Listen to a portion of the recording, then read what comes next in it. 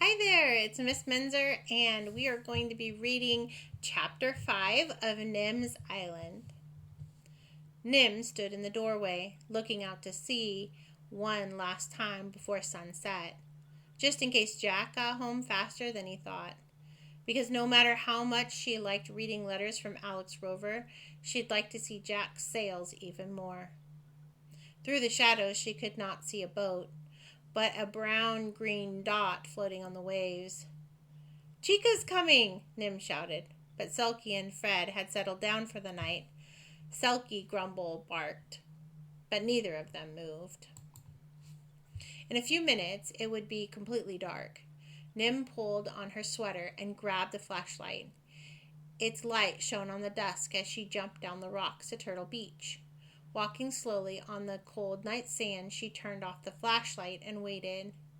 The turtle paddled steadily towards her. A hump of shell glooming in the dark and the gray waves had heaved herself onto the sand. Nim crept closer. "Welcome home, Chica." Chica was too busy to answer. She dragged her huge body up above the reach of the highest tide and started scooping out sand with her strong front flippers. It was hard, grunting work. Nim squatted beside her, watching quietly in the darkness and wiping away sand from the turtle's watery eyes until the hole was just as deep and wide as it needed to be. The stars scattered brightly and were mirrored in the sea. A flat crescent moon rose amongst them. An egg after round white egg rolled into the bottom of the nest. 99, Nim whispered to Chica as she pushed back into the hole, rocking her heavy body back and forth until the sand was thumped hard and smooth, and she didn't want anyone else to know where her precious babies were hidden. "Maybe in a few years," Nim told her, 99 turtles will come back and lay their eggs here too." For as long as she could remember, Chica had been the only turtle to swim out to sea, back to its beach where she was hatched to lay her own eggs. "But maybe this year some of your daughters will become old enough." She tickled Chica's wrinkly chin. Her wise turtle eyes blinked with happiness. "You can meet them when they come to lay their eggs, and then their daughters will come back, and then their daughters, and there'll be lots of turtles again." Chica blinked again, sleepily this time. Nim kissed the top of her leathery head and followed the flashlight beam back to her own bed.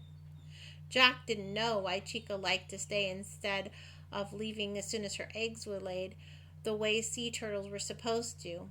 Nim knew. Chica liked visiting her friends. She showed it in the way she rubbed her throat across Fred's spiky back, let Selkie sniff her nose, and let Nim tickle her chin. She showed it in the way she nodded and blinked as Nim wondered about the places she'd been and what she'd seen, and told her that they'd been doing, and about what Jack's broken rudder and Alex Rover's letters. Chica wasn't cuddly, but she was a good listener. As the mornings got hotter, they lazed in the calm shallows of Turtle Beach.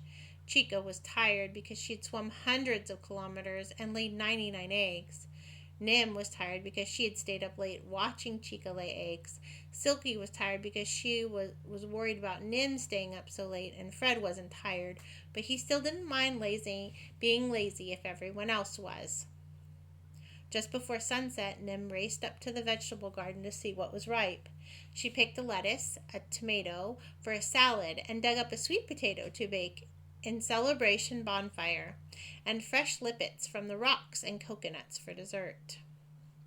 To aka@incognito.net, she sent an email. From Jack Russo at explorer.net on Friday the 2nd of April, 1825. So that would be minus 12, so that would be 6:25 p.m. Dear Alex Rover, I didn't check the coconut experiment today because last night Chica came on to Turtle Beach to lay her eggs, and she likes me to sit with her while she does it. Chica is a green turtle, and she likes Selkie and Fred too, so we spent nearly the whole day with her. Jack will be home soon, too, and he can check to see if I'm doing this experiment the right way. From Nim, P.S. Keyhole Cove is just like you described it.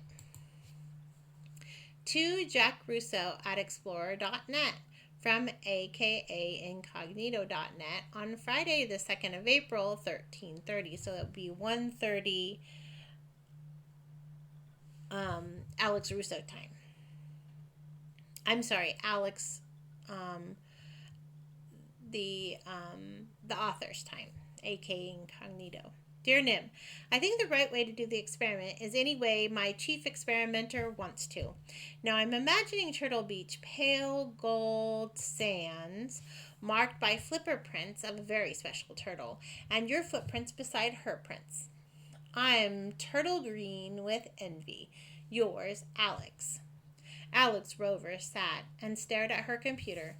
It wasn't easy to see because her desk was stacked with books about oceans and islands, magazines about boats and rafts, videos about seabirds and animals.